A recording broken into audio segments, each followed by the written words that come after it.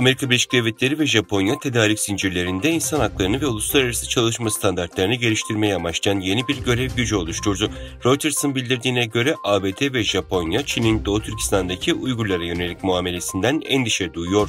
ABD Ticaret Temsilcisi Kartin Tai ile Japonya Ekonomik Ticaret ve Sanayi Bakanı Yasatoshi Nishimura 6 Ocak Cuma günü Washington'da yeni çalışma grubunu kurmak için bir mutabakat zaptı imzaladıklarında ABD ve Japonya'nın diğer hükümetleri girişime katılmaya davet edeceklerini söylediler. İki taraf ayrıca Japon iş dünyasının temsilcileriyle insan haklarının korunması ve tedarik zincirlerini zorla çalıştırmanın önlenmesi konularında bir yuvarlak masa toplantısı da yaptı.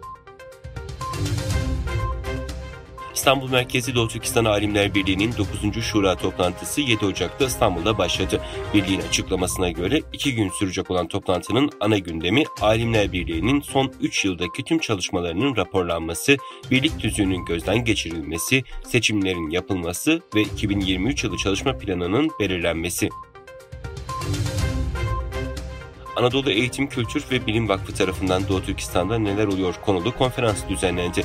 Ankara Hacı Bayram Veli Üniversitesi öğretim üyesi Profesör Doktor Abdülreşit Celil Karluk programda Doğu Türkistan'daki güncel sorunları anlattı. Hollanda hükümeti Çin'den gelen yolculara negatif COVID-19 testi sunma zorunluluğu getirme kararı aldı. Sağlık Bakanlığı'ndan yapılan açıklamada 10 Ocak'tan itibaren Çin'den gelen yolculara negatif sonuçlu COVID-19 testi sunma zorunluluğu getirildiği ifade edildi. Ayrıca bugünden itibaren Çin'e gidiş ve geliş uçuşlarında maske takılmasının acil tavsiye olarak belirlendiği kaydedildi. Çinli iş adamı Jack Ma'nın kurucusu olduğu dijital finansal hizmetler şirketi Ant Group'taki kontrol haklarını devredeceği öğrenildi.